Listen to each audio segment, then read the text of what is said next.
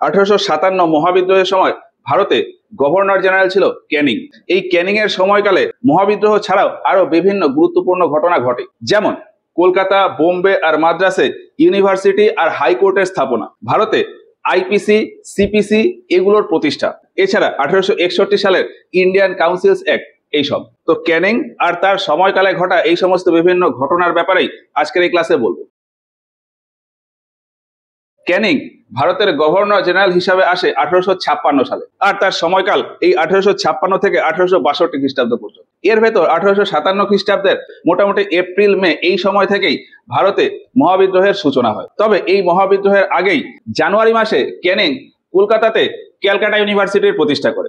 ডেটটা ছিল 24শে জানুয়ারি। এবার আমরা যেরকমটা জানি যে মহাবিদ্রোহের প্রভাব মোটামুটি বোম্বে আর মাদ্রাসের এই এরিয়াতে পড়েইনি। এর ফলে মহাবিদ্রোহ চলাকালীনই জুলাই আর সেপ্টেম্বর মাসে বোম্বে আর মাদ্রাসেও দুটো ইউনিভার্সিটির প্রতিষ্ঠা করে। বোম্বে ইউনিভার্সিটির প্রতিষ্ঠা হয় 18 জুলাই 1857, আর মাদ্রাস ইউনিভার্সিটির প্রতিষ্ঠা হয় 5 সেপ্টেম্বর 1857 এই ডেটে। এবার এই 1857 সালে উত্তর ভারতের এই এরিয়ায় মহাবিদ্রোহের প্রভাব পড়ে। তারপর পরের বছর 1858 খ্রিস্টাব্দের জুলাই আগস্ট মাস আসতে আসতে এই মহাবিদ্রোহ দমন হয়ে যায়। তারপর ব্রিটেনে গভর্নমেন্ট অফ ইন্ডিয়া অ্যাক্ট 1858 এটা পাস হয়। তারপর 1858 খ্রিস্টাব্দের নভেম্বর মাসে গিয়ে ভারতে মহারানীর ঘোষণাপত্র পাঠ হয়। তারপর 3 বছর পরে গিয়ে 1861 সালে ভারতের অ্যাডমিনিস্ট্রেশনের জন্য ব্রিটেনে ইন্ডিয়ান কাউন্সিলস অ্যাক্ট পাস হয়। এবার 1857 খ্রিস্টাব্দের এই মহাবিদ্রোহ, 1858 খ্রিস্টাব্দের গভর্নমেন্ট অফ ইন্ডিয়া অ্যাক্ট, তারপর মহারানীর ঘোষণাপত্র, ইন্ডিয়ান কাউন্সিলস অ্যাক্ট 1861, এই সবগুলো নিয়ে এর আগে আমরা ভিডিও লেকচার তৈরি করে রেখেছি,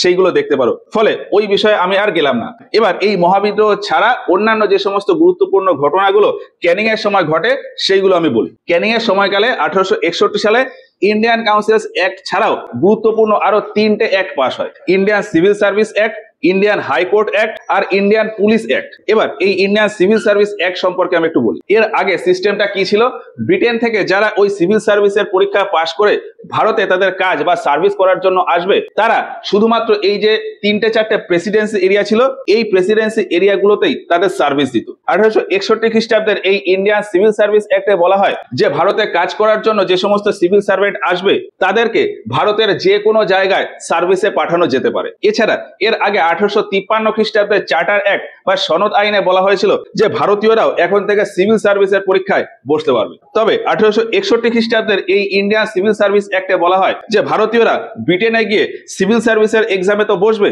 কিন্তু সেখানে পাশ করলেও ভারতে তাদেরকে যখন ডিউটি দিয়ে পাঠানো হবে তখন তাদেরকে খুব বেশি উপরের পোস্টে রাখা যাবে না। তৎকালীন সময় সিভিল সার্ভিসের একদম উপরের পোস্টগুলোকে বলা হতো হায়ার পোস্ট বা প্রিন্সিপাল পোস্ট বা কভনেটেড পোস্ট। 1861 খ্রিস্টাব্দের এই আইনে বলা হয় যে সিভিল সার্ভিসের ক্ষেত্রে এই সমস্ত কভনেটেড পোস্ট বা প্রিন্সিপাল পোস্টে শুধুমাত্র ইউরোপিয়ানরাই থাকবে। ভারতীয়রা ওই পোস্টের জন্য এলিজিবল হলেও তাদেরকে ওই পোস্টে বসানো যাবে না। এরপর এই আইনে আরো বলা হয় যে যে সমস্ত ব্যক্তি ভারতে সিভিল সার্ভিসের জন্য আসছে সেক্ষেত্রে ওই ব্যক্তির ভারতে যে ডিস্ট্রিক্টে পোস্টিং হবে সেই ডিস্ট্রিক্টের ভার্নাকুলার ল্যাঙ্গুয়েজ বা স্থানীয় ভাষা ওই ব্যক্তি বা ওই সিভিল সার্ভেন্টকে জেনে থাকতে হবে। এবার ওই সিভিল সার্ভেন্ট যে জায়গায় পোস্টিং হবে সেখানকার লোকাল ভাষা জানে কিনা তার জন্য ব্রিটেনে আবার একটা পরীক্ষা হবে। এবার এই পরীক্ষাটা ব্রিটেনও হতে পারে অথবা ভারতেও হতে পারে, এটা বলা হয়। এছাড়া ভারতের ভাইসরয় চাইলে ওই সিভিল সার্ভেন্টের জয়েনিং এর জন্য আলাদা করে অন্য কোনো পরীক্ষাও নিতে পারে। এই আইনে আরো একটা পয়েন্ট বলা হয় যে ব্রিটেন থেকে পাস করে আসুক বা তারপরে ভারতে ভাইসরয় কোনো না কোনো এক্সাম নিক, এই সমস্ত কিছু ক্লিয়ার করার পর ওই সিভিল সার্ভেন্টের একটা ফাইনাল রিপোর্ট ব্রিটেনে ওই ভারত সচিব বা সেক্রেটারি অফ স্টেটের কাছে যাবে এবং আগামী 1 বছরের ভেতর যদি সেক্রেটারি ওই রিপোর্টের ওপর অ্যাপ্রুভাল দিয়ে দেয় তবেই ওই সিভিল সার্ভেন্টকে ভারতে জয়েন করানো হবে। এই সমস্ত বিভিন্ন বিষয় 1861 খ্রিস্টাব্দের ওই ইন্ডিয়ান সিভিল সার্ভিস অ্যাক্টে ছিল।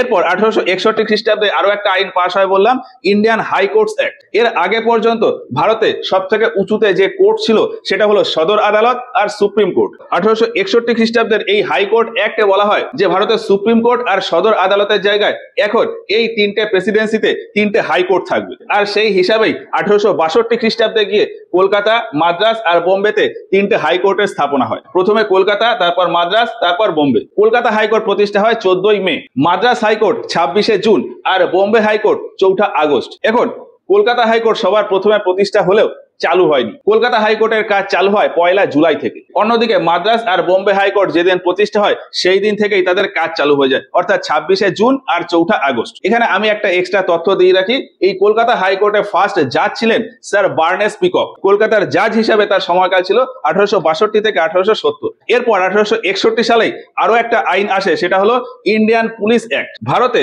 পুলিশি ব্যবস্থা বা পুলিশ সিস্টেম অনেক আগে থেকেই ছিল।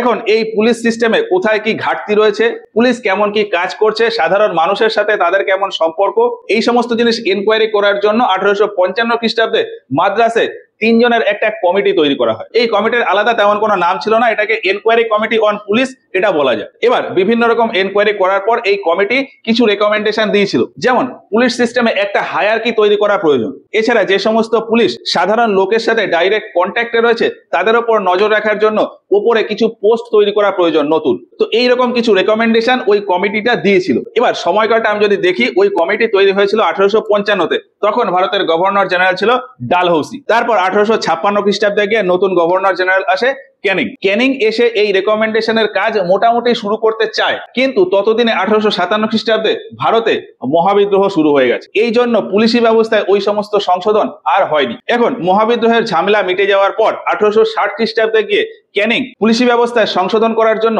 আবারও একটা কমিশন তৈরি করে বা কমিটি তৈরি করে, সেটাকেই বলা হয় পুলিশ কমিশন। 1860 খ্রিস্টাব্দের এই পুলিশ কমিশন বা পুলিশ কমিটির চেয়ারম্যান ছিল MH কোর্ট।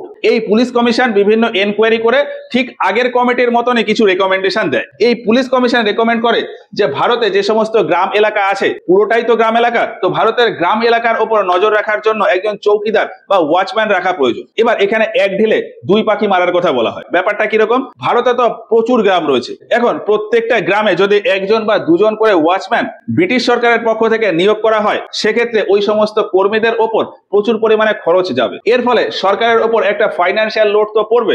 এর জন্য এই পুলিশ কমিশন রেকমেন্ড করে যে গ্রামগুলোতে যে ওয়াচম্যান বা চৌকিদার নিয়োগ করা হবে সেটা সিভিল কনস্টেবলারি পোস্ট হবে। মানে যে ব্যক্তি ওই চৌকিদার বা ওয়াচম্যান হিসাবে কাজ করবে তিনি নিজের ইচ্ছায় ওই গ্রামে চৌকিদারি দেবে। তিনি সরকারের সাথে একটা পুলিশ সিস্টেমে তো কানেক্ট থাকবে, কিন্তু তার বেতন সরকার থেকে আসবে না।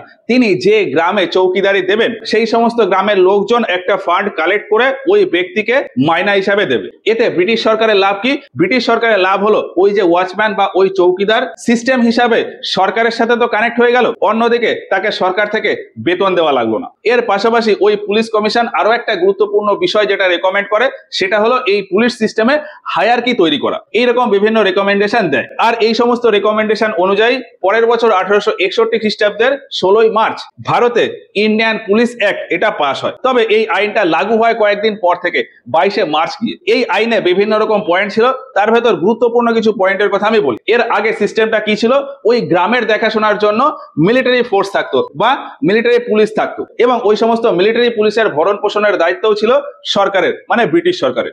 1861 খ্রিস্টাব্দের এই পুলিশ আইনে বলা হয় যে ওই মিলিটারি পুলিশ গ্রামের জন্য সমাপ্ত করে দেওয়া হলো। গ্রামের ক্ষেত্রে এখন থেকে সিভিল কনস্টেবলারি পোস্ট থাকবে, এবং ওই গ্রামের দায়িত্বে ওই যে ওয়াচম্যান বা ওই চৌকিদার থাকবে তাকে ওই গ্রামের লোকজন মিলেই বেতন দেবে। এছাড়া বর্তমানে বিভিন্ন স্টেটের পুলিশ ব্যবস্থায় যে হায়ারকি সিস্টেমটা রয়েছে, এই সিস্টেমটা 1861 খ্রিস্টাব্দের ওই হায়ারকি সিস্টেমের মতনই তৈরি করা। এবার 1861 সালে একটা প্রভিন্স কেমন দেখতে হতো, ধরলাম এই বাংলার প্রভিন্স, ধরলাম এই পুরোটা হলো বাংলার প্রভিন্স। এবার এই বাংলার প্রভিন্স কিছু স্টেট নিয়ে ডিভাইড ছিল।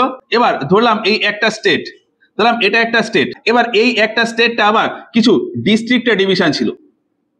এবার এর ভেতর এই একটা ডিস্ট্রিক্ট আবার কিছু ব্লকে ডিভাইড ছিল। এবার এই ব্লক আবার বেশ কিছু গ্রাম নিয়ে গঠিত ছিল।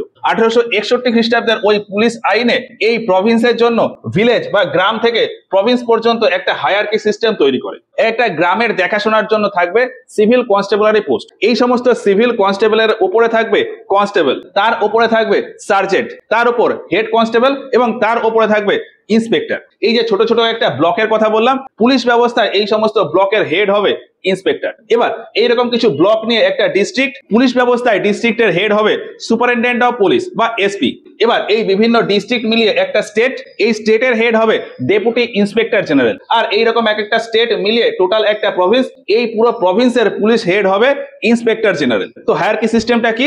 একদম সিভিল কনস্টেবল, তারপর constable, sergeant, head constable, inspector, তারপর সুপারিনটেন্ডেন্ট অফ পুলিশ অর্থাৎ এসপি, তার উপরে ডেপুটি ইন্সপেক্টর জেনারেল, আর সবার উপরে ইন্সপেক্টর জেনারেল। 1861 খ্রিস্টাব্দের ওই পুলিশ আইনে আরো বলা হয় যে এই পুলিশ সিস্টেমে উচ্চ পদ বা টপ পজিশনে থাকবে শুধুমাত্র ইউরোপিয়ানরা, ভারতীয়রা শুধুমাত্র ইন্সপেক্টর পদ পর্যন্ত থাকতে পারে। এরপর এসপি, ইন্সপেক্টর জেনারেল বা ডেপুটি ইন্সপেক্টর জেনারেল, এই সমস্ত পদে শুধুমাত্র ইউরোপিয়ানরাই থাকবে। তো যাই হোক, 1861 খ্রিস্টাব্দে এই তিনটে গুরুত্বপূর্ণ আইন পাস হয়: Indian civil service act, Indian high court act আর ইন্ডিয়ান পুলিশ অ্যাক্ট। এর ভেতর সিভিল সার্ভিস অ্যাক্ট আর হাইকোর্ট অ্যাক্ট, এই দুটো আইন পাস হয় ব্রিটেন পার্লামেন্টে, আর পুলিশ অ্যাক্ট বা পুলিশ আইন এটা পাস হয় ভারতীয় পার্লামেন্ট বা ভারতীয় সংসদে। এরপর 1862 খ্রিস্টাব্দে গিয়ে আরো একটা গুরুত্বপূর্ণ আইন পাস হয়, সেটা হলো আইপিসি অ্যাক্ট বা ইন্ডিয়ান পেনাল কোড অ্যাক্ট। ভারতে কোন অপরাধের জন্য কেমন সাজা দেওয়া হবে তার একটা সিস্টেমেটিক ডকুমেন্ট হলো এই আইপিসি বা ইন্ডিয়ান পেনাল কোড। 1862 খ্রিস্টাব্দ থেকে ভারতে এটা লাগু রয়েছে। তবে এর পেছনের ছোট্ট একটু ঘটনা আছে, সেটা আমি একটু বলি।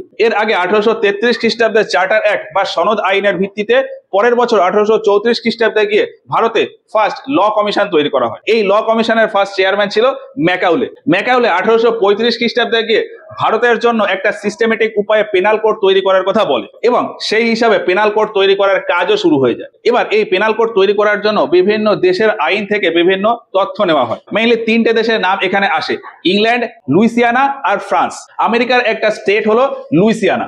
ইংল্যান্ডের ল লুইসিয়ানার পেনাল কোড, আর ফ্রান্সের পেনাল কোড যেটাকে নেপোলিয়ানিক কোডও বলা হয়। এই তিনটে দেশের পেনাল কোড থেকে বিভিন্ন তথ্য নেওয়া হয়। তার পাশাপাশি ভারতের সামাজিক অবস্থা ও সাংস্কৃতিক অবস্থা বুঝে ফাইনালি 1837 খ্রিস্টাব্দে গিয়ে পেনাল কোডের একটা ড্রাফট তৈরি করা হয়। তারপর এই ড্রাফটে প্রচুর পরিমাণে মডিফাই হয় বিভিন্ন সময় ধরে, বিভিন্ন সময় বিভিন্ন সংশোধন করার মাধ্যমে আলটিমেটলি 1855 খ্রিস্টাব্দে গিয়ে ফাইনাল একটা ড্রাফট তৈরি হয় এই পেনাল কোড নিয়ে। এখন 1855 খ্রিস্টাব্দে গিয়ে এই পেনাল কোড তৈরি হয়ে গেলেও ভারতের তখনকার সংসদে তোলা হয়নি। পরে 1856 খ্রিস্টাব্দে গিয়ে ডালহৌসি ভারতের ওই সংসদে এই পেনাল কোডটাকে পেশ করে। এখন এই পেনাল কোড নিয়ে কথাবার্তা শুরু হতে হতেই 1857 খ্রিস্টাব্দে মহাবিদ্রোহ চলে আসে। ফলে এই পেনাল কোডের কাজ আবার ডিলে হয়ে যায়। তারপর মহাবিদ্রোহের ঝামেলা মিটে গেলে 1860 খ্রিস্টাব্দে এই পেনাল কোড ড্রাফটটাকে আবারও ভারতের সংসদে তোলা হয় এবং ওই বছরই অর্থাৎ 1860 খ্রিস্টাব্দেই 6 অক্টোবর ভারতের ওই সংসদে এই পেনাল কোড একটা পাস হয়ে যায় এবং এর নাম হয় ইন্ডিয়ান পেনাল কোড।